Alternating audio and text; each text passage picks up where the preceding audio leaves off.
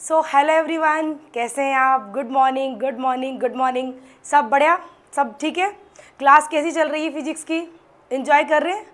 चलिए तो फिर चलते हैं आज की क्लास में। जैसा कि आपको पता ही है कि डायमेंशन वाला टॉपिक हमारा कंटिन्यू था, जिसमें आपने डायमेंशन से रिलेटेड उसकी सारी एप्लीकेशन सीख ली थी। आज हम लोग सीखने वाले हैं कि जो डायमेंशनल एनालिसिस हम लोग यूज़ करते हैं उसकी क्या क्या लिमिटेशन है। तो देखो, आपने एप्लीकेशन में ये सीखा था कि अलग अलग टाइप की यूनिट को अगर आपको किसी अनदर टाइप की यूनिट में चेंज करना है तो आप वहाँ पर डायमेंशनल एनालिसिस यूज़ कर सकते हैं। इसके साथ ही अगर आपको कोई भी फॉर्मूला गिवन है तो उस फॉर्मूला में आपको अगर ये पता लगाना हो कि उनका जो डायमेंशन है वो सेम है या नहीं, यानी डायमेंशनली करेक्शन को चेक करने के लिए भी आप डायमेंशनल एनालिसिस यूज़ कर सकते हैं। साथ में आपने ये भी देखा कि अगर आपको कुछ फिजिकल क्वांटिटीज़ के बारे में दे रखा है तो आप उसके एक रिलेटिव टर्म्स में एक फॉर्मूला आइडेंटिफाई कर सकते हो, जो एग्जैक्ट फॉर्मूला नहीं होता लेकिन आप एक रिलेटिव टर्म को वहाँ पर निकाल सकते हैं। आज हम लोग पढ़ने वाले लिमिटेशन। तो लिमिटेशन पढ़ने के लिए कुछ आप पॉइंट्स बैक में जाए तो वही सारे पॉइंट्स आपको यहाँ पर रिपीट होकर सुनाई देने वाले हैं। जैसा कि आपको पता है, मैंने आपको बताया था कि डायमेंशनल एनालिसिस को जब आप यूज़ करते हैं तो आपको प्रॉपर फॉर्मूला नहीं मिलता, बल्कि आपको क्या मिलता है, एक रिलेटिव टर्म मिलती है। यानी अगर किसी फॉर्मूला के अंदर कोई भी कांस्टेंट डिजिट दे रखी है, कोई एक्सपोनेंशियल वैल्यू दे रखी है, कोई लॉगरिदमिक वैल्यू दे रखी है, ट्रिग्नोमेट्रिक फंक्शन दे रखा है, तो उसके बारे में आपको यहाँ पर पता नहीं चलेगा। यानी आप उसको फॉर्मूला को देखकर जो डायमेंशनल से आपने निकाला है उससे आप ये पता नहीं लगा पाएंगे कि एग्जैक्ट फॉर्मूला क्या है, या उसके अंदर जो साइन थीटा कोस थीटा की वैल्यू कुछ थी, या सपोज देर एक्सपोनेंशियल कोई वैल्यू थी, या कोई कांस्टेंट आ रहा था, तो उसका पता नहीं चलता है। साथ में आपको बहुत सारी और भी चीज़ें होती हैं। तो चलती है, अपन यहाँ पर स्टार्ट करते हैं। पॉइंट नंबर 1 तो अपन पढ़ने वाले हैं बेटा, limitation of dimensional analysis. First point की हम बात करें, we can not derive any formula using dimensional analysis. यानी आप डायमेंशनल एनालिसिस को यूज करके इससे कोई भी फॉर्मूला डिराइव नहीं कर सकते। जैसे कि फॉर एग्जांपल काइनेटिक एनर्जी का फॉर्मूला होता है बेटा 1/2mv²। क्या होता है बेटा? 1/2mv²। तो आप जब डायमेंशनल एनालिसिस लगाकर फॉर्मूला डिराइव करेंगे तो आपको केवल रिलेटिव टर्म मिलेगी ई के प्रोपोर्शनल टू mv²।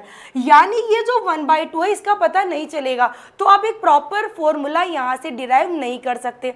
चलिए दूसरी बात करते हैं, we can not get any information about the dimensionless constant obtained in any equation। यानी अगर किसी भी इक्वेशन में अगर कोई भी डायमेंशनलेस कांस्टेंट दे रखा है तो उसका आपको फॉर्मूला से पता नहीं चलता। अभी आपको थोड़ी देर पहले मैंने आपको यही बताया बेटा कि आपको केवल इससे क्या पता चलता है, इससे आपको केवल एक रिलेटिव टर्म मिलती है। जैसे कि ये जो काइनेटिक एनर्जी है वो m और v² के प्रोपोर्शनल टू है, लेकिन यहाँ पर ये जो कांस्टेंट 1/2 आया ये आपको डायमेंशनल एनालिसिस से पता नहीं चलेगा।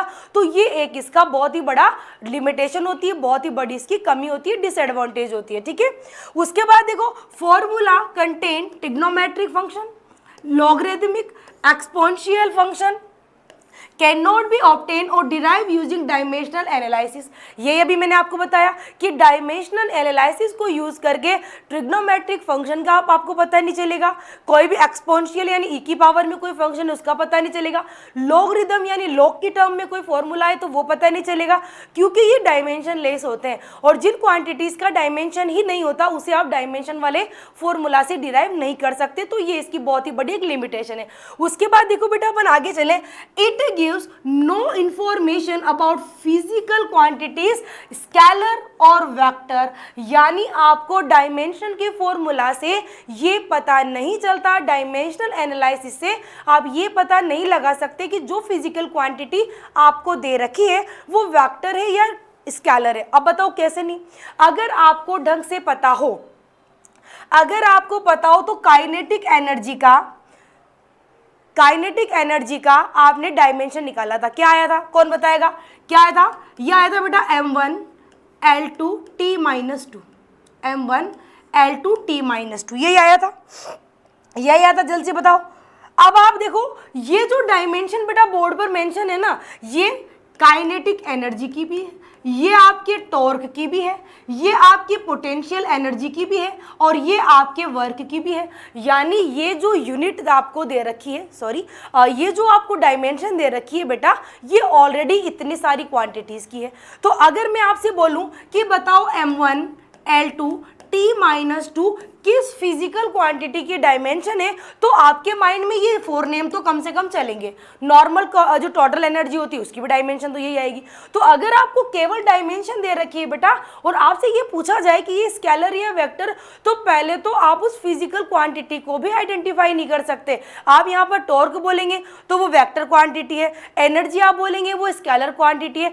यानी जब हम फिजिकल क्वांटिटी को ही आइडेंटिफाई नहीं कर पा रहे बेटा, तो आप ये कैसे पता कर पाओगे कि जो आपको डायमेंशन दे रखी है वो एग्जैक्टली किसकी डायमेंशन है। अगर आपको फिजिकल क्वांटिटी का नेम ही नहीं पता तो आप उसको कभी भी स्केलर या वो वेक्टर डिसाइड नहीं करके बता सकते। इस वजह से ये इसकी बहुत ही बड़ी लिमिटेशन है। तो इस बात को आप बहुत अच्छे से रट लेना कि आपको इस डायमेंशन से जो गिवन है उससे आपको स्केलर और वेक्टर क्वांटिटी के बारे में कोई इंफॉर्मेशन नहीं मिलती, आप आइडेंटिफाई नहीं कर सकते। ठीक है, तो ये हो गई इसकी बहुत इंपॉर्टेंट लिमिटेशन है बेटा, इसको ध्यान रखना, इसमें से क्वेश्चन हर साल आते हैं। हाँ आते हैं बेटा, ठीक है। चलिए आगे चलते हैं। Many physical quantities can have the same dimension so it does not give any unique dimension. यानी डायमेंशन यूनिक प्रॉपर्टी नहीं है बेटा, डायमेंशन यूनिक प्रॉपर्टी नहीं है। ठीक है, क्योंकि ये जो डायमेंशन आपके सामने बोर्ड पर है, ये डायमेंशन आपकी और किसी फिजिकल क्वांटिटी की भी हो सकती है, जैसे कि देखो 4 की। इसी तरह से अगर आपको पता हो M0 L1 T-1, M0 L1 T-1 ये किस किस की होती है बताओ, किसकी डायमेंशन होती है बेटा? देखो बेटा, एक तो ये होती है स्पीड की और एक ये होती है बेटा वेलोसिटी की। किस किस की होती है बेटा? स्पीड की होती है और वेलोसिटी की होती है। अब देखो स्पीड तो क्या है? Scalar quantity. स्पीड क्या है बेटा? Scalar quantity. वेलोसिटी क्या है? वेलोसिटी क्या है? Vector quantity. गुड, क्या है बेटा? Vector quantity. तो अब आप ये बताओ कि एक डायमेंशन से आप ये भी नहीं बता पा रहे कि वो स्पीड का है या वो वेलोसिटी का है, क्योंकि दोनों का डायमेंशन सेम है। अब अगर आपको उस फिजिकल क्वांटिटी का ही पता नहीं है तो आप उसके स्केलर और उसके वेक्टर होने को आइडेंटिफाई नहीं कर सकते, क्योंकि अलग अलग फिजिकल क्वांटिटीज की डायमेंशन सेम भी आती है और ऐसा ही हम लोग यहाँ पर सीख रहे हैं। तो ये भी एक बहुत बड़ी लिमिटेशन है। यहाँ पर ये दोनों point very very very important है, जिसके बारे में मैंने अभी जस्ट आपको बताया। चलिए हम चलते हैं अब नेक्स्ट टॉपिक की तरफ, जो आपका चलने वाला है सिग्निफिकेंट फिगर। सिग्निफिकेंट फिगर से आपके ना केवल 11th में क्वेश्चंस आते हैं बेटा, बल्कि आपके नीट और जेई के अंदर भी इससे क्वेश्चन आते हैं। बहुत इजी टॉपिक है, बस कुछ रूल्स आप अगर सीख लें तो आप सिग्निफिकेंट नंबर आराम से, फिगर आप आराम से निकाल सकते हैं। ठीक है, तो देखो डायरेक्ट हम रूल पे चलते हैं बेटा। सिग्निफिकेंट नंबर का मतलब तो वही होता है जिससे आप उसके बारे में एक रिलायबल अमाउंट निकाल सकते हो, एक लगभग अमाउंट आपको, ट्रू वैल्यू आपको पता चल जाती है, वही सिग्निफिकेंट नंबर होता है। अब यहाँ पर रूल सीखते हैं कि आपको कोई भी डिजिट्स अगर दे रखी है तो आप उसका सिग्निफिकेंट फिगर निकालोगे कैसे। आपको बस इजी से रूल है वो याद करने और सारा प्रॉब्लम आपको शॉर्ट आउट हो जाएगा। तो चलते रूल नंबर 1 पे। रूल नंबर 1 पे चलते हैं बेटा। तो रूल नंबर 1 क्या है? All the non zero digits are significant. यानी जितने भी नॉन जीरो डिजिट्स हैं वो सारी क्या है बेटा? सिग्निफिकेंट। देखिए यहाँ पे देखो 4 9 8 6 5, तो देखो यहाँ पर कितने हुए? 5। तो इसमें सिग्निफिकेंट फिगर कितने हो जाएंगे बेटा? 5, क्योंकि जीरो नहीं है। तो जितने भी नॉन जीरो हैं वो सारे के सारे सिग्निफिकेंट फिगर होते हैं। ठीक, तो इसमें 5 हो जाएंगे। रूल नंबर 2 पे चलते हैं बेटा। All the zeros between 2 non zero digits are significant. यानी नॉन जीरो के बीच में आने वाले जितने भी जीरो हैं वो सारे क्या होंगे? वो सारे सिग्निफिकेंट होंगे। आपके लेफ्ट और राइट के बीच में जितने भी जीरो हैं, 5 हो, 2 हो, 3 हो, सारे के सारे क्या होंगे? सिग्निफिकेंट फिगर होंगे। तो यहाँ पर देखो 4 0 5 0 7, तो पूरे के पूरे 5 के 5 ही क्या है बेटा? सिग्निफिकेंट फिगर है। तो यहाँ पर कितने सिग्निफिकेंट फिगर हो जाएंगे? 5 सिग्निफिकेंट फिगर हो जाएंगे। बोलो कोई दिक्कत? कर लेंगे बेटा, कोई दिक्कत तो नहीं आ रही? ओके, चलिए ये इजी रूल है, तो उसके रूल्स आपको याद रहेंगे तो सारा कुछ आ जाएगा, बस रूल से ही करने वाले हैं सारा काम। उसके बाद देखो रूल नंबर 3 पे चलते हैं। All the zeros to the left of first non zero digits are non significant. यानी आगे जितने भी जीरो आएंगे वो सिग्निफिकेंट नहीं होंगे। लेफ्ट साइड पर जितने भी नॉन जीरो के जीरो आएंगे, ये तो नॉन जीरो है, ये 1 और ये 2, ये तो नॉन जीरो है। नॉन जीरो के लेफ्ट में जितने भी जीरो आएंगे बेटा वो नॉन सिग्निफिकेंट होंगे, तो उन्हें काउंट नहीं करेंगे। जीरो हटाने के बाद 1 और 2, तो कितने सिग्निफिकेंट फिगर आ गए बेटा 2। कितने सिग्निफिकेंट फिगर आ गए बेटा 2, ठीक है। चलिए फिर आगे चलते हैं, नेक्स्ट रूल चलते हैं बेटा, रूल नंबर 4। रूल नंबर 4 क्या है बेटा, the number is less than 1, यानी जो नंबर लेस देन 1 है, लेस देन 1 है मतलब 0 पॉइंट में होगा, डेसिमल होगा। 1 से छोटा है मतलब क्या होगा बेटा, 0 से होगा, डेसिमल होगा, ठीक है। 0 on the right side if the decimal point but to the left of the first non zero digits are non significant, यानी इस तरह से पॉइंट के पहले आने वाले जितने भी जीरो होते हैं, यानी जो आपके डेसिमल वाला फिगर होता है या 0 से छोटा या 1 से छोटा बोल दो, जितने भी फिगर होते हैं वो सारे आपके 0 हटाने के बाद जो बचेंगे वही सिग्निफिकेंट होगा। तो यहाँ पर इसको हटा दो, इसको हटा दो, 1 2 3 4, तो कितने सिग्निफिकेंट फिगर आ गए बेटा 4, यानी टोटली लेफ्ट के जीरो तो काउंट ही नहीं करने। ये बात समझ में आई आपको। आपको सिग्निफिकेंट फिगर निकालते टाइम जो लेफ्ट वाले जीरो तो काउंट ही नहीं करने, डेसिमल में भी नहीं करने और नॉन डेसिमल में भी नहीं करने। इतना समझ में आ गया, ठीक है। चलिए चलते हैं रूल नंबर 5 की तरफ। The trailing zero to the right of the last non zero digit in a number with a decimal point are significant, यानी इस तरह से देखो, इसके बाद ये डेसिमल है और ये बीच में जीरो आ रहा है, तो ये सारे इधर राइट में जितने भी जीरो है सारे सिग्निफिकेंट होंगे। सारे क्या होंगे बेटा, सिग्निफिकेंट होंगे। तो देखो 1 2 3 4, कितने सिग्निफिकेंट होंगे बेटा 4। ये आगे वाला नहीं होगा, आगे वाला हटा देना है आपको, आगे वाला लेफ्ट वाला नहीं होता। राइट में बीच में जितने भी आते हैं वो देखो, ये चीज ना डेसिमल में भी अप्लाई होती है बेटा, नॉन डेसिमल में भी होती है। आगे वाले काउंट नहीं करते, पीछे वाले जितने भी जीरो या बीच वाले जितने भी जीरो है, डेसिमल हो नॉन डेसिमल हो, सभी में काउंट होता है, सभी में काउंट होता है, आपको याद रखना है, ठीक है। चलिए फिर आगे चलते हैं रूल नंबर 6 की तरफ। The trailing zero in a number without a decimal point may be और नॉट मे बी सिग्निफिकेंट, यानी देखो ये जो पॉइंट है, ये जो पॉइंट है ये हमेशा डाउटफुल चलता है। ये पॉइंट हमेशा डाउटफुल चलता है। डाउटफुल क्यों चलता है, क्योंकि इसमें कभी कभी जीरो को काउंट कर भी लिया जाता है, कई बार नहीं भी किया जाता। जैसे देखो ये आपको एग्जांपल दे रखा है, इनमें इस जीरो को और इस जीरो को हटा दिया है बेटा।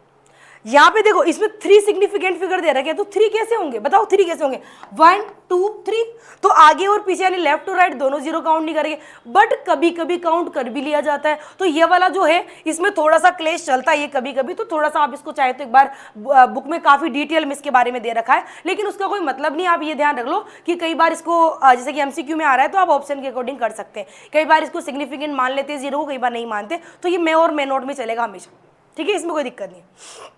चलिए फिर चलते हैं नेक्स्ट रूल, रूल नंबर 7 चलते हैं। चलिए बेटा, कोई दिक्कत तो नहीं है।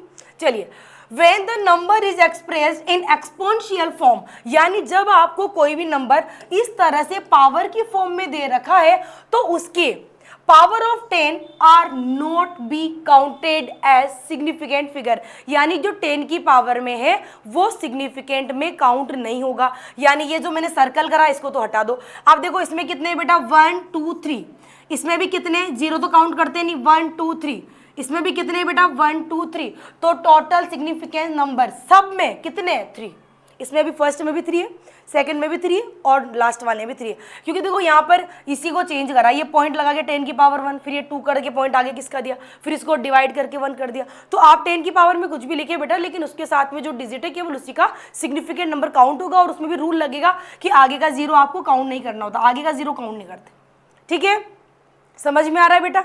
चलिए फिर आगे चलते हैं, रूल नंबर 8। इसमें रूल ही रूल का खेल है बेटा, रूल आपको अच्छे से याद करने पड़ेंगे, रूल्स के बिना कुछ भी नहीं। अब देखो इसको देखो, the number of significant does not depend upon the system of unit used to measure the quantity, यानी किसी भी क्वांटिटी को मेजर करने के लिए जो यूनिट आप यूज करते हो उससे आपको कोई मतलब नहीं होता। जैसे आप सेंटीमीटर में लिखो, मीटर में लिखो, किलोमीटर में लिखो, उसकी फर्स्ट जो डिजिट आएंगी वही आपके सिग्निफिकेंट फिगर होगा। जैसे देखो यहाँ पर 3 2 5, अब ये मिलीमीटर में इसमें कितने सिग्निफिकेंट फिगर है बेटा 3, ये देखो 1 2 3, कितने सिग्निफिकेंट फिगर है बेटा 3। अब इसमें देखो ये आपने इसको मीटर में बदल दिया, फिर भी वही 1 2 3 रहेगा। इसमें भी देख लो ये सब तो हट ही जाएंगे बेटा, तो ये 1 2 3 अब इसमें देखो 10 की पावर में किलोमीटर में कर दिया तब भी 1 2 3, तो इसके अंदर टोटल सिग्निफिकेंट फिगर कितने आएंगे? 3 आएंगे। यानी आप मीटर में बदलो, मिलीमीटर में बदल लो, सेंटीमीटर में बदल लो, किलोमीटर में बदल लो, सिग्निफिकेंट डिजिट वही रहेगी जो एक्चुअल नंबर होता है। ठीक है, यानी 10 की पावर में कर रहे हो, पॉइंट्स में कर रहे हो, डेसिमल में कर रहे हो, तो उससे नंबर चेंज नहीं होगा। ठीक है, हाँ, लास्ट एग्जाम्पल देखते हैं, लास्ट रूल समझ में आ रहा है बेटा? लास्ट रूल देखते हैं। There are certain measurement that are exact, यानी बहुत सारे ऐसे मेजरमेंट होते हैं जो एग्जैक्ट होते हैं। मान लो क्लास में नंबर ऑफ स्टूडेंट, क्लास में 50 स्टूडेंट, क्लास में 80 स्टूडेंट, आप 1 किलोग्राम एप्पल आए, 10 एप्पल, तो आप इस तरह की जो सर्टेन डिजिट होती है ना बेटा, इनका सिग्निफिकेंट नंबर होता है इनफाइनाइट। कितना होता है बेटा? इनफाइनाइट होता है। Such type of measurement is infinitely accurate and possess infinite significant figure. ठीक है, अभी मैंने बताया आपको, यानी इस तरह का जो एक फिक्स्ड सर्टेन डिजिट होता है, सर्टेन डिजिट जैसे मैंने बताया, बच्चों की जो संख्या होती है कभी पॉइंट में नहीं आती, इंसानों की संख्या कभी पॉइंट में नहीं आती, एनिमल की जो नंबरिंग है वो कभी पॉइंट में नहीं आती, एप्पल कभी पॉइंट में नहीं आते, बनाना कभी पॉइंट में नहीं आते, एग्जैक्ट नंबर होता है, एकदम डेफिनेट नंबर होता है। तो डेफिनेट नंबर का जो सिग्निफिकेंट नंबर होगा वो इनफाइनाइट होगा। बात समझ में आएगी? इनफाइनाइट होगा। जैसे यहाँ पर देखो एग्जाम्पल देखो, the number of girls sitting in the class 45। एक क्लासरूम में कितनी गर्ल्स बैठी हुई है बेटा? 45। तो इससे मतलब नहीं है 45 है तो 4 और 5 है, इसके इनफाइनाइट सिग्निफिकेंट फिगर होगा। क्लियर दिख रहा है? ठीक है, इनफाइनाइट सिग्निफिकेंट फिगर होगा। समझ में आ गया? चलिए फिर चलते हैं आगे। चलिए क्वेश्चन करते हैं, क्वेश्चन करते हैं। Each side of cube is measured to be 7.203 metre.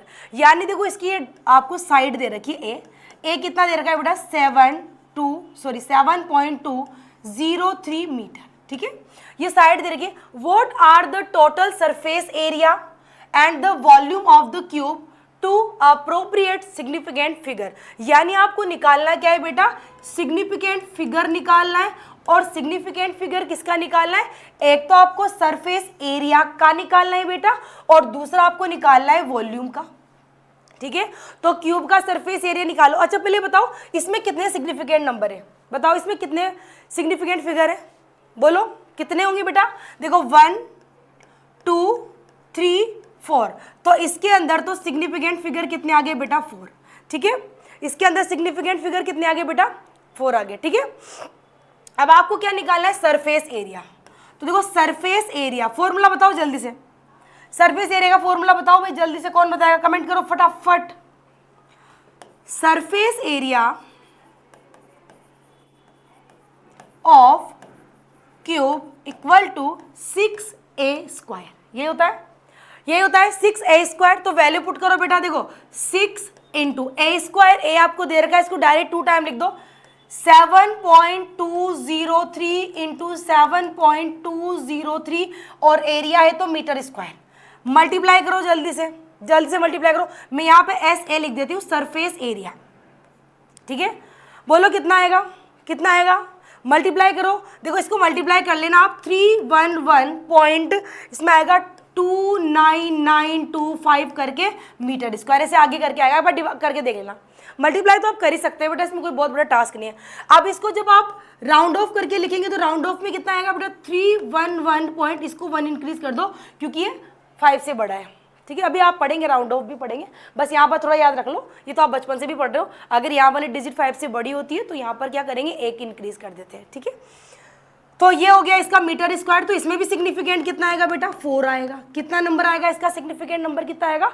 4 आएगा। ठीक है, वैसे भी आप याद रखना, जब मल्टीप्लाई करते हैं ना तो उसमें जितनी डिजिट होती है ना उतना ही आता है सिग्निफिकेंट। बाकी सिग्निफिकेंट तो अभी पढ़ ही रहे हो, फिर जो राउंड ऑफ है वो भी आगे पढ़ ही लेंगे हम। तो इसमें कितना आ गया बेटा? सिग्निफिकेंट फिगर कितना आ जाएगा? एरिया का 4, और साइड का भी कितना आएगा? 4। सबका 4 ही आएगा, पर निकालना कैसे वो आपको देखना है। ठीक है, सॉरी एक मिनट पानी पी लेते हैं। बताओ वॉल्यूम कैसे निकालेंगे? वॉल्यूम का फॉर्मूला कमेंट करो, वॉल्यूम का फॉर्मूला कमेंट करो। वॉल्यूम क्या होता है? वॉल्यूम होगा ए क्यूब। वॉल्यूम क्या होगा? ए क्यूब होगा बेटा। तो ए क्यूब लिख लो, 3 टाइम लिख लो इसको। देखो क्या है बेटा? 7.203 इंटू 7.203 इंटू 7.203, ठीक है, ठीक है। इसको मल्टीप्लाई करेंगे तो आएगा बेटा 1 मिनट, देखो मल्टीप्लाई आप कर लेना बेटा, इसमें अपन ज़्यादा टाइम वेस्ट नहीं करेंगे, आपको आता ही है। 373 पॉइंट, इसके अंदर आएगा बेटा 745 मीटर क्यूब, ठीक है, ये आएगा। मल्टीप्लाई करके देखना। अब इसको देखो आप लिखेंगे राउंड करके तो ये हो जाएगा यहाँ पर 7 का 7 ही रह जाएगा मीटर क्यूब, ठीक है, ठीक है। तो इसका भी सिग्निफिकेंट कितना आया बताओ, फटाफट बताओ, इसका भी सिग्निफिकेंट कितना आएगा बेटा 4 आएगा। सिग्निफिकेंट फिगर कितना आएगा 4 आएगा। निकाल लोगे, पहले आपको बेटा फॉर्मूला से वैल्यू पुट करके कैलकुलेट करना आना चाहिए, उसके बाद ही आप सिग्निफिकेंट फिगर निकाल सकते हो, ठीक है, हो जाएगा। चलिए फिर आगे चलते हैं। नेक्स्ट क्वेश्चन देखते हैं बेटा।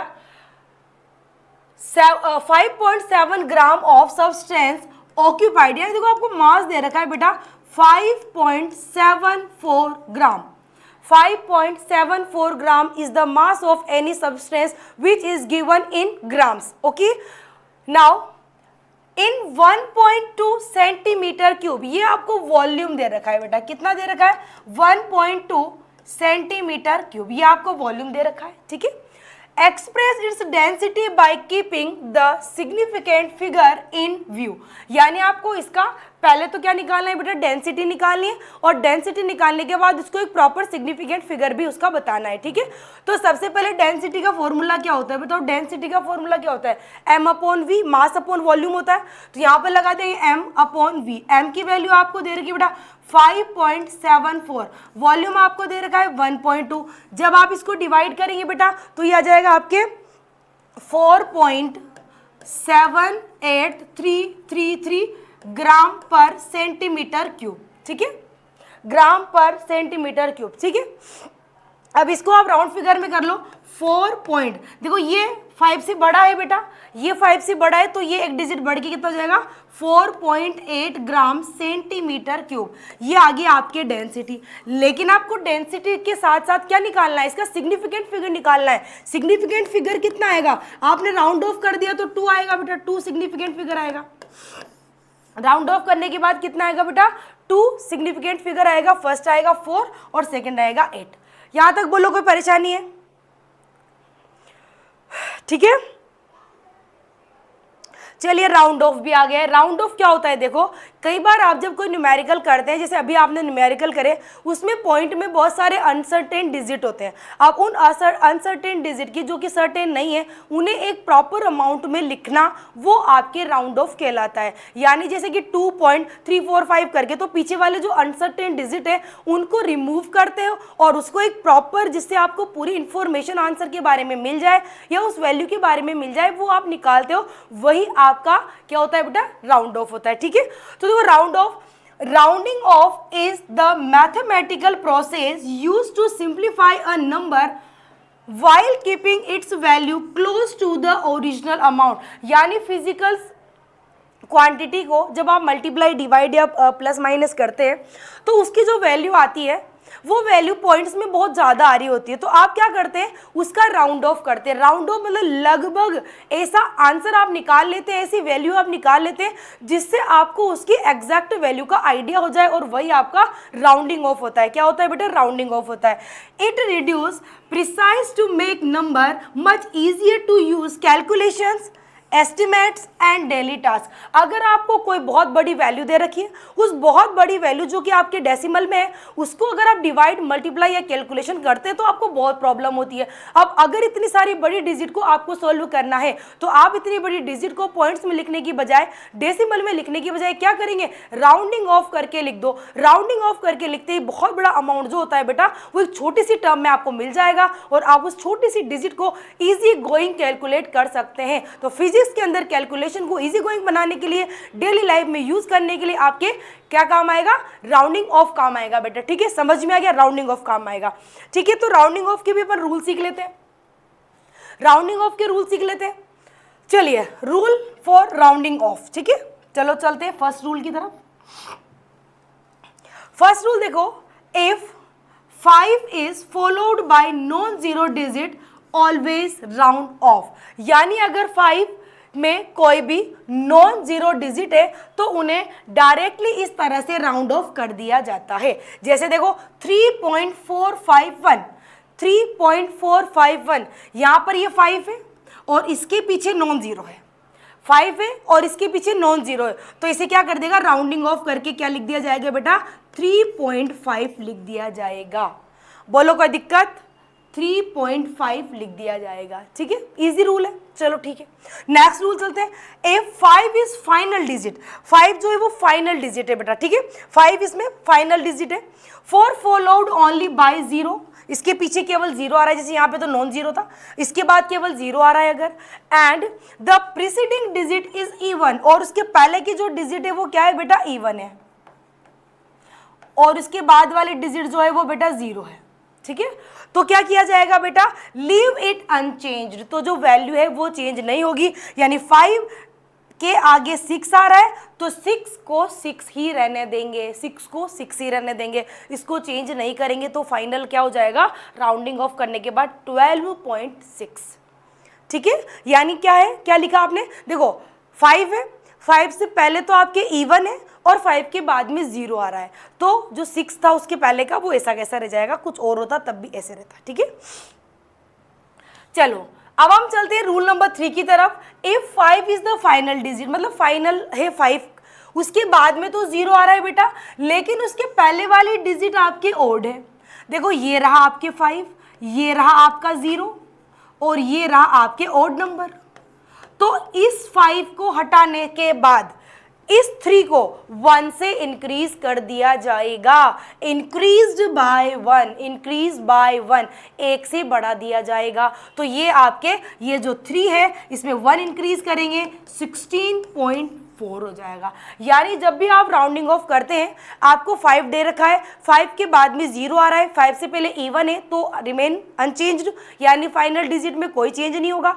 लेकिन अगर उसके इवन की जगह ओड नंबर आ रहा है, जैसे कि 1 है, 3 है, 5 है, 7 है, तो एक इंक्रीज करके वैल्यू को लिख दिया जाता है। ठीक है, अब देखो नेक्स्ट रूल चलते हैं। If uncertain digit is less than 5, यानी जो अनसर्टेन डिजिट है लेस देन 5, यानी जो लास्ट वाली डिजिट है वो 5 से छोटी है, तो जो नंबर होगा लास्ट वाला वो क्या रहेगा बेटा, अनचेंज्ड रहेगा। यानी ये तो आपने हटा ही दिया, तो ये क्या बचेगा 68.3, क्या हो जाएगा ये, एक मिनट ये 6 कर लेना बेटा, ये थोड़ा डिजिट ये थोड़ा गलत हो गया, यहाँ पे मैंने लिख दिया, यहाँ से कर लेना। ठीक है, ठीक है, समझ में आया। यानी अगर 5 से लेस है तो जो डिजिट है उसमें से लास्ट वाली डिजिट डायरेक्ट हटेगी और उसके पहले वाली प्रीसीडिंग जो डिजिट रहेगी वो अनचेंज रहेगी, उसमें कोई चेंज नहीं होगा।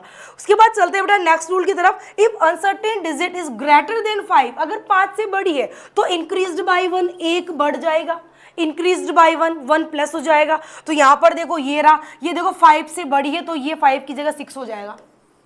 देखो देखो जस्ट आप पॉइंट के जस्ट बाद या डेसिमल के जस्ट बाद देख रहे हो, आप उसी को चेंज कर रहे हो, तो उसके बाद में जो आ रहा है वो 5 से बड़ा है, छोटा है, बराबर है, वो उसके हिसाब से रूल चलेंगे। ठीक है, चलिए चलते हैं आगे। अब हम लोग रूल्स फॉर अर्थमेटिक ऑपरेशन पढ़ने वाले हैं, यानी जब आप प्लस माइनस करते हो तो कौन कौन से रूल यहाँ पर चलेंगे। तो देखो यहाँ पर ये जो 2 रूल है यहाँ पर दिख नहीं रहा, चलो कोई बात नहीं, इसको मैं भी साइड में करके लिख दूंगी इधर। ठीक है, देखो ये जो फर्स्ट रूल है आपका बेटा, ये तो एक तो आपका एडिशन के लिए है और ये एक सब्ट्रैक्शन के लिए है। फर्स्ट रूल जो चलेगा बेटा वो किसके लिए चलेगा बेटा, एडिशन और सब्ट्रैक्शन के लिए चलेगा, सब्ट्रैक्शन के लिए चलेगा। यानी प्लस और माइनस जब कर रहे हो, चाहे आप 2 डिजिट को कर रहे हो, 3 डिजिट को कर रहे हो, 4 डिजिट को कर रहे हो, सबके लिए ये रूल लगेगा। इसमें आपको कुछ भी नहीं करना बेटा, डेसिमल के बाद जिस डिजिट में जितने कम से कम डिजिट हों उतने ही आपको पॉइंट के बाद राउंडिंग ऑफ करके नंबर लेना है। ठीक है, जैसे देखो इस एग्जाम्पल को अगर अपन देखें, एक एग्जाम्पल को अपन देखें तो देखो इसमें क्या है बेटा 33.3, यानी देखो इसमें डेसिमल के बाद कितना नंबर है बेटा 1, इसमें डेसिमल के बाद कितना नंबर है बेटा 1, इसमें देखो डेसिमल के बाद कितने नंबर है 2, देखो इसमें तो 3 था, इसमें 1 और 1, यानी डेसिमल के बाद कितनी डिजिट है 2 है। तो आपको क्या करना है, सबसे कम मतलब इसमें 1, तो आपको पॉइंट के बाद 1 में इसको राउंड ऑफ करना है। जैसे कि देखो इसको प्लस करने पे तो आपके आया 36.723, लेकिन आप जब इसका फाइनल राउंड ऑफ करेंगे तो क्या हो जाएगा 36.7, 36.7, ठीक है। तो देखो यहाँ पर यही है, इन एडिशन और subtraction the number of decimal place in the result should be equal to the number of decimal places of the term operation with certain lesser number of decimal. यानी जब भी आप किन्हीं अलग अलग डिजिट को plus या माइनस करते हैं, एडिशन या सब्ट्रैक्ट करते हैं, तो फाइनल रिजल्ट के अंदर जब उसको आप राउंड ऑफ करेंगे तो राउंडिंग ऑफ के टाइम पर आपको उतने ही नंबर लेने हैं जितने डेसिमल वाली डिजिट में सबसे कम वाली के अंदर होते हैं। जैसे यहाँ पर प्लस वाले में मिनिमम वाले में 1 था, तो आपने पॉइंट के बाद केवल 1 ले लिया, ठीक है। ऐसे इसमें भी देख लो बेटा, इसमें देखो, इसमें कितने पॉइंट के बाद 1 2 3, तो इसमें तो है 3, इसमें 1 2 3 4, इसमें 4 है। तो देखो फाइनल आंसर के अंदर आपको मिनिमम लेना है तो 3 लेंगे। ये देखो यहाँ लिख देती हूँ मैं, आ क्या रहा है, इसको एक बार यहाँ दोबारा प्लस करके लिख लो आप, माइनस करके ये आ रहा है बेटा 38.2818। माइनस करने पर ही आया, अब आपको क्या करना है, मिनिमम नंबर लेना है। तो मिनिमम करोगे तो 38.28। अब देखो ये 8 है तो ये वाली 1 इंक्रीज हो जाएगी 2। बोलो कोई दिक्कत? राउंडिंग ऑफ 2 तक कर देंगे, ठीक है। यानी प्लस माइनस के बाद कितनी डिजिट आपको लेनी है, मल्टीप्लाई में कितनी डिजिट आपको लेनी है, इसका कंफ्यूजन शायद अब आपका दूर हो गया होगा बेटा। अगर आप प्लस या माइनस कर रहे हैं तो आपको क्या करना है, डेसिमल के बाद नंबर चेक करने हैं। जिन डिजिट्स को आप प्लस या माइनस कर रहे हो उनमें सबसे मिनिमम नंबर ऑफ डेसिमल के बाद जितना भी आ रहा है उतने ही फाइनल आंसर में होंगे। जैसे इसमें तो 3 और 1 और 2 था तो 1 आपने डेसिमल के बाद लिया, इसमें 3 और 4 था तो डेसिमल के बाद आपने 3 ले लिया, ठीक है। ये आपके चलेगा बेटा प्लस और माइनस के लिए। अब जो रूल नंबर 2 है बेटा, रूल नंबर 2 है, एक तो मल्टीप्लाई के लिए है, एक तो ये मल्टीप्लाई के लिए है और एक ये डिवीजन के लिए, ठीक है। किसके लिए? मल्टीप्लाई और डिवाइड के लिए। इसमें आपको क्या करना है, उसमें तो आपने मिनिमम नंबर ऑफ डेसिमल लिया था, यहाँ पर आपको लेना है minimum number of significant figure. यानी जो डिजिट को आप मल्टीप्लाई या डिवाइड कर रहे हो उनमें किसमें कम से कम या सबसे कम सिग्निफिकेंट फिगर है उतने ही फाइनल आंसर के अंदर आपको रखने हैं, ठीक है। इन मल्टीप्लिकेशन और division of the numbers of significant figure in the product or division is same as the smallest number of significant figure in any of the factor। यानी आप देखो, ये आप इन दोनों को मल्टीप्लाई कर रहे हो, ठीक है, आप इन दोनों को मल्टीप्लाई कर रहे हो। अब इसमें देखो आप 1 2 3 4 5, इसमें तो है फर्स्ट वाले में तो 5 सिग्निफिकेंट फिगर, कितने? 5 सिग्निफिकेंट। इस वाले में तो 0 तो काउंट कर देनी, तो 1 और 2। इस वाले में 2 सिग्निफिकेंट फिगर है, 2 सिग्निफिकेंट फिगर है। तो इसका फाइनल आंसर क्या आएगा? इसका फाइनल आंसर जब इसको आप लिखोगे तो 32, देखो ये 6 है तो ये 1 इंक्रीज हो जाएगा 33। तो फाइनल इसका जो आप सिग्निफिकेंट फिगर लोगे वो 2 लोगे, और 2 लेने के लिए पॉइंट तो बाद में हटा ही देंगे, तो 33 टोटल सिग्निफिकेंट नंबर 33, ठीक है। ऐसे इस वाले को भी देख लो बेटा, देखो आप इसको डिवाइड कर रहे हो, अब इसमें 1 और 2, इसमें 2 सिग्निफिकेंट नंबर है, इसमें 1 2 और 3, इसमें 3 है, ये तो 0 तो कट जाएगा, तो आपको 2 वाला कम लेना है। तो देखो ये डिवाइड करने पर आया बेटा, ये डिवाइड करने पर आया तो आपको तो केवल 2 लेना है क्योंकि 0 को काउंट करते नहीं, तो 2 और 1, तो ये आपने लिया 0.21। यानी जब भी आप मल्टीप्लाई और डिवाइड करते हैं तो उन दोनों डिजिट्स को जिनको आप मल्टीप्लाई या डिवाइड कर रहे हो उनके सिग्निफिकेंट नंबर को काउंट करना है। सबसे कम नंबर वाला जो भी सिग्निफिकेंट फिगर है उतने ही फिगर का फाइनल आंसर होगा। अगर आपके मिनिमम सिग्निफिकेंट फिगर वाले डिजिट में 2 सिग्निफिकेंट है तो फाइनल आंसर में भी 2 सिग्निफिकेंट नंबर ही होंगे। समझ में आ गया? चलिए चलते हैं आगे। चलिए अब हम चल रहे बिल्कुल नए फ्रेश एकदम इंटरेस्टिंग टॉपिक की तरह, जो बिल्कुल इजी है, समझना बहुत आसान है, बहुत इंटरेस्टिंग है, और डेली लाइफ में इस टॉपिक को आप काफ़ी रिलेट भी करते हो। ये है बेटा आपका एरर। एरर क्या होती है भाई? एरर होती है मिस्टेक। मेजरमेंट तो हमेशा करते हो, लेंथ मेजर कर रहे हो, वेट मेजर कर रहे हो, टाइम देखते हो, स्केल से आपने लेंथ मेजर करी, कुछ भी आप कर रहे हो तो मिस्टेक तो होती ही है, मिस्टेक तो होती है बेटा। देखो जो एरर है ना बेटा उसके पीछे बहुत सारी वजह होती है। जैसे कि मान लो आप जिस मेजरिंग इंस्ट्रूमेंट से मेजर कर रहे हो, जैसे कि मान लो मैं बात कर लेती हूँ, लेंथ आप मेजर कर रहे हो मीटर स्केल से। अब आप जिस मीटर स्केल को यूज कर रहे हो, या तो वो मीटर स्केल उस लेंथ को मेजर करने के लायक ही नहीं है। लायक का मतलब क्या हुआ?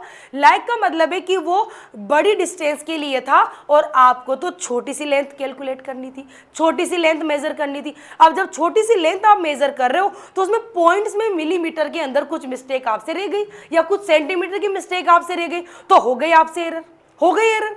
अगर आपने जिस स्केल को यूज किया वो स्केल थोड़ा सा रप्चर था बेटा, टूटा फूटा था, उसमें हो गई मिस्टेक, हो जाएगी एरर। इसी तरह से जब आपने मीटर स्केल में कोई भी लेंथ को मेजर करने के लिए रखा है, आपने उसको पॉइंट जीरो से बिल्कुल फिक्स जीरो पे ना मिलाकर थोड़ा सा आगे या थोड़ा सा पीछे खिसका दिया और हो गई उसमें मिस्टेक, हो जाएगी एरर। यानी कुल मिलाकर जब आप स्केल के ऊपर जिस ऑब्जेक्ट की लेंथ को मेजर करते हैं उसको थोड़ा सा 0 सेंटीमीटर या मिलीमीटर भी आप खिसका रहे हैं तो उतनी सी एरर उसके अंदर आ जाएगी। दूसरी बात, अगर आपको मेजर करना ही नहीं आता तब भी हो जाएगी। तीसरी इंपॉर्टेंट चीज, अगर आपने जो स्केल यूज करा, आप देखो नॉर्मल स्केल प्लास्टिक का भी होता है, आयरन का भी होता है, मेटल का भी होता है, अगर आपने उसको धूप में रख रखा है, वो धूप में पड़ा हुआ है 2 से 3 दिन के लिए, तो क्या होगा? अगर आपका स्केल 2 से 3 दिन के लिए धूप में पड़ा हुआ है तो थर्मल एक्सपेंशन होगा और थर्मल एक्सपेंशन की वजह से उसकी एक्यूरेट वैल्यू जो सेंटीमीटर में उसमें लिखी हुई थी वो थोड़ी सी वैल्यू से इंक्रीज हो जाएगी और जब आप उसकी वैल्यू करेंगे, मेजर करेंगे लेंथ को, तो उसके अंदर भी एरर आना तय है। तो ये बात आपको याद रहेगी कि मेजरिंग इंस्ट्रूमेंट के अंदर कोई फॉल्ट है तब भी आपके एरर तो होने वाली है। और दूसरी बात, अगर आप जिस मेजरिंग इंस्ट्रूमेंट को यूज कर रहे हो वो उसके लिए रिलायबल नहीं है, जैसे कि कम डिस्टेंस के लिए वर्नियर कैलिपर्स यूज कर सकते हैं, स्क्रू गेज यूज कर सकते हैं, बड़ी डिस्टेंस के लिए मीटर स्केल यूज कर सकते हैं, लेकिन अगर आपने इसको उल्टा कर दिया, उल्टा मतलब बहुत कम जो छोटी लेंथ होती है उसके लिए आप स्क्रू गेज यूज कर रहे हैं, आप स्क्रू गेज सॉरी उसके लिए आप मीटर स्केल यूज करो। अब मीटर स्केल के तो पॉइंट्स बहुत दूर दूर होते हैं, तो बड़ी लेंथ के लिए वो एक्यूरेट होता है, एक्यूरेट भी क्या उसमें भी तो प्रॉब्लम तो आती है। तो अब आप उसको स्क्रू गेज की जगह बड़े स्केल से मेजर कर रहे हो तो 0.001 करके जो मिस्टेक आएगी सेंटीमीटर में या मिलीमीटर में वो आप करेक्ट नहीं कर सकते। अब देखो सबसे बड़ी बात है, एरर तो सीख जाओगे, फिर एरर को करोगे क्या? एरर क्या काम आएगी? तो देखो एरर आप जब सीख जाओगे निकालना तो उससे आप ये सीखोगे कि एरर को कम करने के लिए, आप देखो एरर तो है, अब एरर जीरो तो नहीं हो सकती, एरर जीरो कभी नहीं हो सकती, याद रखना एरर कभी भी जीरो नहीं हो सकती। एरर को रिड्यूस किया जा सकता है, कम किया जा सकता है, पर बिल्कुल जड़ से खत्म नहीं किया जा सकता। एरर हमेशा रहेगी, क्योंकि आप कितना भी reliable perfect precise instrument use कर लो पर फिर भी उसमें कुछ मिस्टेक तो रहती ही है। इस वजह से आप ये सोचें कि आपको मेजरिंग इंस्ट्रूमेंट का जो पकड़ने का तरीका है, मेजरिंग इंस्ट्रूमेंट जो चूज करने का तरीका है, उस पर थोड़ा फोकस करें, अच्छा इंस्ट्रूमेंट यूज करें, अच्छे तरीके से मेजर करें, एरर को कम से कम करें। तो एरर आप कम जरूर कर लोगे लेकिन आप में एरर को जीरो नहीं कर सकते, तो एरर तो हमेशा रहती है। ठीक है, अब देखो पढ़ते हैं, an error can arise due to limitation of measuring instrument. सबसे बड़ी बात जो अभी मैंने बताई, जो मेजरिंग इंस्ट्रूमेंट आप काम में ले रहे हो बेटा उसके अंदर जो लिमिटेशन है, लिमिटेशन मतलब क्या हुआ, वो सिर्फ बड़ी लेंथ को या छोटी लेंथ को काउंट कर रहा है। अब आपने उसका उल्टा कर दिया, छोटे पे बड़ी लेंथ और बड़े पे छोटी लेंथ, तो उसको वो एक्यूरेट मेजर नहीं कर सकता। और due to skill of person making the measurement, और उस मेजरमेंट की स्किल पे जो पर्सन करता है, जैसे कि सपोज दैट ये एक मीटर स्केल है। बात को समझना बेटा, मैं क्या कहने की कोशिश कर रही हूँ, ठीक है। इसके अंदर ये 0 पॉइंट, उसके बाद ये 1 2 3 4 5 6 7 8 9 10 करके ये हो गया। ऐसा करते हैं 0.55 में डिवाइड कर लेते हैं इसको, ठीक है। तो यहाँ पर हो गया बेटा 0.5, यहाँ पर मान लेते हैं 1, यहाँ पर हो जाएगा 1.5, यहाँ पर हो गया बेटा 2.0, यहाँ पर हो गया 2.5। इस तरह से ये स्केल है और इसके बीच में 1 2 3 4 5, 1 2 3 4 5, 1 2 3 4 5, 1 2 3 4 5, 1 2 3 4 5, ऐसे छोटे छोटे से ब्लॉक, ठीक है। स्केल ले लिया। अब अपन ने क्या करा, इस स्केल के ऊपर एक ऑब्जेक्ट रख दिया, इस स्केल के ऊपर क्या करा बेटा, एक ऑब्जेक्ट रख दिया। अब बात समझना,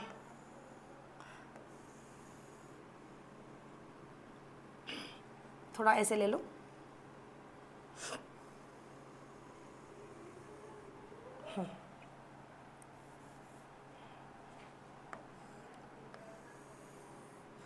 ये ऑब्जेक्ट है और ये मीटर स्केल है।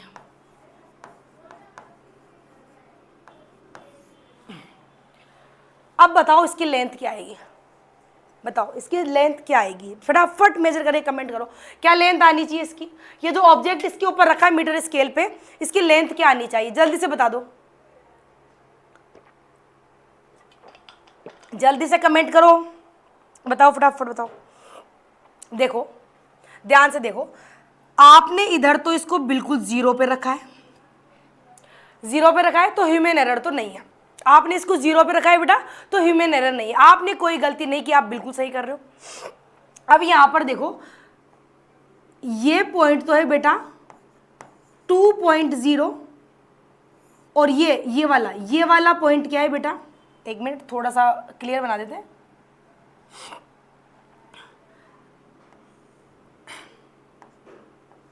ये तो 2.0 वाला था, ठीक है, और जो स्केल जा रहा था आपका यहाँ, ठीक है। तो देखो ये कलर चेंज कर लेते हैं ताकि तो आपको दिक्कत नहीं आएगी, ग्रीन कर लेते हैं, ठीक है। देखो ये आगे देखो, ये तो इस दोनों के बीच में है, लेकिन ये जो बड़ा वाला पॉइंट है वो तो 2.0 आ रहा है बेटा, और ये इसके जो पीछे है देखो ये 2.0 तो आ रहा है ये वाला, और ये जो इसके पीछे वाला है ये आपका 2.1 है, ठीक। ये कितना है आपका 2.1 है, लेकिन ये देखो आप जो इस ऑब्जेक्ट है वो इसके सेंटर में आ रहा है, तो बताओ कितनी रीडिंग आएगी इसकी, कौन बताएगा, फटाफट बताओ कितनी रीडिंग आएगी इसकी, बोलो कितनी रीडिंग आएगी, जल्दी से बोलो। यानी देखो ये तो तय है कि इसकी जो रीडिंग है वो 2.0 से 2.1 के बीच है सेंटीमीटर में, ठीक है। क्लियर नहीं दिख रहा क्या कलर, ग्रीन साफ नहीं दिख रहा क्या, नहीं दिख रहा, ये लो, यानी 2.0 से 2.1 सेंटीमीटर के बीच रीडिंग है। कितनी रीडिंग आएगी, कितनी रीडिंग आएगी, देखो इसको ध्यान से देखो, 2 से तो ज्यादा आ रही है और 2.1 से कम आ रही है, तो 2 से तो ज्यादा यानी इससे तो ग्रेटर और इससे लेस, तो इन दोनों के बीच में कितनी वैल्यू हो सकती है, देखो इन दोनों के बीच 0.01, 2.02, 2.03, 2.04, इस तरह से डैश डैश डैश 2.09 तक की वैल्यू हो सकती है। आप एग्जैक्ट कैसे कहोगे कि यही है यही है, ये आपको पता ही नहीं है ना, क्योंकि उसमें गैप इतना कम है, आप आइडेंटिफाई कर ही नहीं सकते। तो इसका मतलब क्या हुआ, यहां पर ह्यूमन एरर नहीं है बेटा, आपने तो ऑब्जेक्ट को एक स्केल पर बिल्कुल परफेक्ट जगह पे रखा, लेकिन जब आपने इसको मेजर किया तो उसका जो लीस्ट काउंट है, लीस्ट काउंट का मतलब मिनिमम मेजरिंग वैल्यू है, उसके अकॉर्डिंगली ऑब्जेक्ट उस ऑब्जेक्ट को सही वैल्यू नहीं कर पा रहा, आप उसको सही तरीके से मेजर नहीं कर पा रहे क्योंकि पॉइंट्स में एरर शो हो रही है। तो इस पॉइंट्स में एरर शो होने को आप ये कह सकते हो कि ये क्या है, limitation of this measuring instrument. आपने वो प्रॉपर मेजरिंग इंस्ट्रूमेंट यूज नहीं किया जो यहां पर इस लेंथ को प्रॉपर या एग्जैक्ट मेजर करने के लिए जरूरी था। जैसे कि आप स्क्रू गेज में करोगे तो एग्जैक्टली बहुत मिनिमम भी आपको पता चलेगा, अगर आप इसको वर्नियर कैलिपर्स में करोगे तो उससे भी थोड़ी बड़ी उससे चल जाएगी पता। ये बड़ी स्केल थी, इस बड़े स्केल में 0 पॉइंट के जो बीच की जो कुछ डिजिट्स हैं वो आपको पता नहीं चल रही, इसलिए आप इसको मेजर नहीं कर सकते। तो आई थिंक आपको ये पॉइंट बहुत अच्छे से क्लियर हो गया होगा, ठीक है, ये पॉइंट बहुत अच्छे से क्लियर हो गया क्या। चलिए फिर चलते हैं आगे। अब हम लोग पढ़ने वाले हैं बेटा classification of error. Error 4 type की होती है बेटा, absolute, mean absolute, fractional error और परसेंटेज एरर। अपन चलते हैं फर्स्ट टॉपिक की तरफ, ठीक है।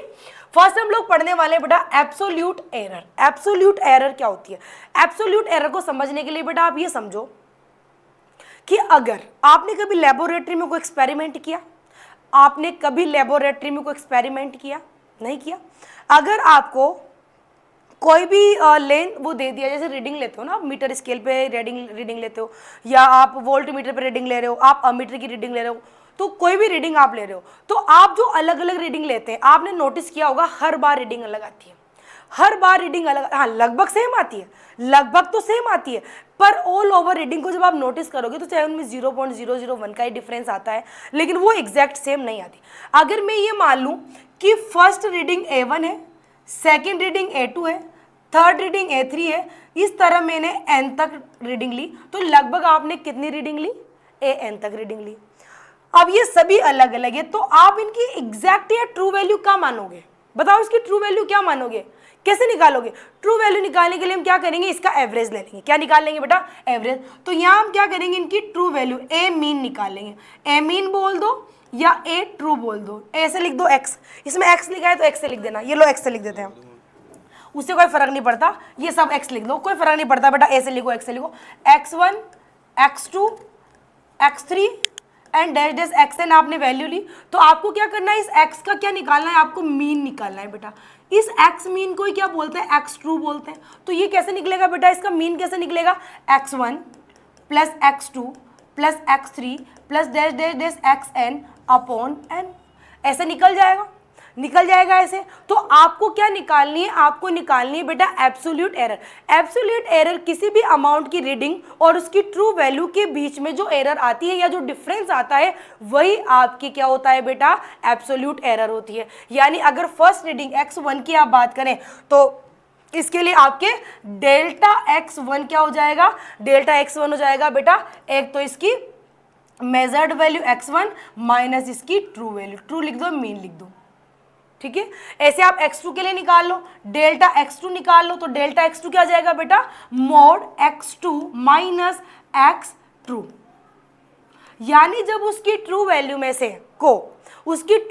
से उसकी मेजर्ड वैल्यू में से माइनस कर दिया जाता है, तो जो एग्जैक्ट वैल्यू आपको मिलेगी वही उसकी एब्सोल्यूट एरर होती है। क्या होती है, वही उसकी एब्सोल्यूट एरर होती है, ठीक है, समझ में आ गया, ठीक है। तो देखो absolute error is the exact magnitude of the difference between a measured यानी प्रेडिक्टेड वैल्यू, यानी ये जो आपने मेजर की वो, और इसकी एक्चुअल या ट्रू वैल्यू, ठीक है। इन दोनों का जो डिफरेंस आता है वो एब्सोल्यूट एरर आता है। The standard mathematical equation to compute absolute error is delta A equal to mod X measured minus X actual. यानी जो मेजर्ड वैल्यू आई उसमें से जब उसकी एक्चुअल मतलब यहाँ पर जो मीन आप निकाल रहे हो उसको माइनस कर दो। मोड क्यों लगा रहे हैं, मोड इसलिए लगा रहे हैं बेटा क्योंकि जो एरर आप निकालोगे वो पॉजिटिव भी आ सकती है, नेगेटिव भी आ सकती है। क्योंकि देखो मेजर वैल्यू, मैं बोल दूँ कि कोई चीज़ है ना, उसका लेंथ ना 10 सेंटीमीटर है, अब हो सकता है कि कुछ बच्चे उसको 9.39 सेंटीमीटर ही मेजर कर रहे हो, ठीक है। तो यहाँ पे तो वैल्यू कम हुई, कई बार कुछ बच्चे उसको मेजरिंग में थोड़ी सी मिस्टेक कर देंगे तो 10.1 भी आ जाती है। यानी जो एरर आती है वो प्लस या माइनस दोनों में आ सकती है, लेकिन फाइनल वैल्यू जो आएगी, फाइनल एरर जो आएगी वो हमेशा पॉजिटिव ही रहेगी। आपसे तो ये पूछा जा रहा है आपने कितने की गलती करी, आपने 0.1 सेंटीमीटर की गलती करी, अब वो कम हुआ ज़्यादा उससे में कोई फर्क नहीं पड़ता है, मिस्टेक तो हुई है, तो पॉजिटिव हो या नेगेटिव हो फाइनल आंसर आप मोड में लेकर पॉजिटिव ही निकालते हैं, तो एरर हमेशा पॉजिटिव आएगी। आंसर में देखो कम ज़्यादा गड़बड़ी करते हो तो माइनस प्लस में आंसर आता है, लेकिन मोड लगाना है आपको एब्सोल्यूट एरर निकालने के लिए, आंसर पॉजिटिव ही आएगा क्योंकि एरर पॉजिटिव लेते हैं, ठीक है। तो चलते हैं अब नेक्स्ट, मीन एब्सोल्यूट एरर। देखो जो एब्सोल्यूट एरर आपने निकाला था उसी का मीन कर दो। एब्सोल्यूट एरर आपने निकाला था डेल्टा एक्स या यहाँ पर आपने डेल्टा ए दिया, कोई उससे कोई फर्क नहीं पड़ता, तो उन सब का मीन ले लो बेटा, तो मीन एब्सोल्यूट एरर आपको निकल जाएगी, ठीक है। तो mean absolute error is defined as the arithmetic mean of the magnitudes of the absolute error in all the measurement of a physical quantity। यानी किसी भी फिजिकल क्वांटिटीज की डिफरेंट मेजर्ड वैल्यू के बाद उसकी जो अलग अलग एब्सोल्यूट एरर निकाला जाता है उसका mean he mean absolute error होता है। The mean absolute error delta A mean, भाई डेल्टा ए तो क्या था, एब्सोल्यूट एरर, तो इसका मीन निकालोगे तो डेल्टा ए मीन हो जाएगा, ठीक है। Is the average magnitude of variable between individual experimental readings and their true representative mean value. यानी देखो ये आपके आ जाएगा फॉर्मूला, यानी आपको क्या करना है, ये फर्स्ट वाली रीडिंग में एब्सोल्यूट एरर, ये सेकंड वाली रीडिंग में एब्सोल्यूट एरर, ये थर्ड वाली रीडिंग में एब्सोल्यूट एरर, और इस तरह से एन टाइम तक अगर आपने रीडिंग ली तो एन वाले में एब्सोल्यूट एरर, तो सबका आप मीन निकालोगे delta A1 plus delta A2 plus delta A3 delta N upon N, ठीक है बेटा। चलो आगे चलते हैं। अब अपन निकालेंगे फ्रैक्शनल एरर। देखो फ्रैक्शनल एरर क्या होती है? फ्रैक्शनल एरर होती है बेटा जो मीन एब्सोल्यूट एरर निकलती है, उसमें जब ट्रू वैल्यू को डिवाइड कर दिया जाता है, यानी mean absolute error upon true value. True value यही क्या होती है बेटा? Absolute error, sorry fractional error होती है। Mean absolute error upon true value वही क्या होती है बेटा? आपके फ्रैक्शनल एरर होती है। ठीक है, देखो fractional error is also known as relative error, is the ratio of absolute error of a measured to the true or mean value of the quantity being measured. यानी जो भी आप किसी क्वांटिटी की वैल्यू मेजर करते हो, उसकी जो मीन वैल्यू होती है और उसकी जो ट्रू वैल्यू होती है, उन दोनों का जो डिवाइड या उन दोनों का जो रेशियो होता है, यानी मीन एब्सोल्यूट एरर और उसकी जो ट्रू वैल्यू है, उन दोनों का रेशियो ही क्या होता है बेटा? फ्रैक्शनल या रिलेटिव एरर होता है। तो ये आपके फ्रैक्शनल या रिलेटिव एरर का फॉर्मूला हो गया। यहां पर डेल्टा एक्स तो क्या है बेटा? Absolute error. देखो आप इसको एब्सोल्यूट बोल दो या मीन एब्सोल्यूट बोल दो, एक ही बात है। मीन एब्सोल्यूट एरर, ठीक है, और ये एक्चुअल और ट्रू वैल्यू हो ही जाएगी। ठीक है, बात समझ में आ रही है बेटा? ठीक है, अब आगे चलते हैं। चलिए अब नेक्स्ट चलेंगे। देखो परसेंटेज, देखो नाम से ही पता चल रहा है परसेंटेज एरर, यानी जो फ्रैक्शनल एरर है उसका परसेंटेज ही क्या होता है बेटा? परसेंटेज एरर होती है। तो देखो the percentage of fractional error is called percentage error. तो देखो आपने फ्रैक्शनल एरर क्या निकाली थी? फ्रैक्शनल एरर आपने क्या निकाली थी? Delta x upon x. Fractional error आपने क्या निकाली थी? Delta x upon x. तो इसको आप 100 से डिवाइड कर देंगे तो सॉरी इनटू कर देंगे तो आपकी जो एरर निकलेगी वो क्या निकल जाएगी बेटा? परसेंटेज एरर निकल जाएगी। बोलो कोई परेशानी? बोलो भाई जल्दी से बोलो। कर लेंगे। देखो इसमें जो फाइनल आंसर आता है ना वो परसेंटेज में आता है, जैसे कि आपका जो भी आंसर आएगा delta x upon x into 100%, ऐसे निकलती है परसेंटेज एरर। ठीक है, ठीक है, तो यहाँ तक का आई थिंक आपको समझ में आ गया होगा। बाकी किससे रिलेटेड चीज़ें करेंगे हम लोग नेक्स्ट लेक्चर में डिस्कस। तब तक आप बने रहिए हमारे चैनल के साथ, और साथ में परिधि क्लासेस चैनल को सब्सक्राइब करना ना भूलें। साथ में बेल आइकन को जरूर प्रेस करें ताकि आपको सारे नोटिफिकेशन मिल जाए। तब तक के लिए मिलते हैं नेक्स्ट क्लास में। सी यू, थैंक यू।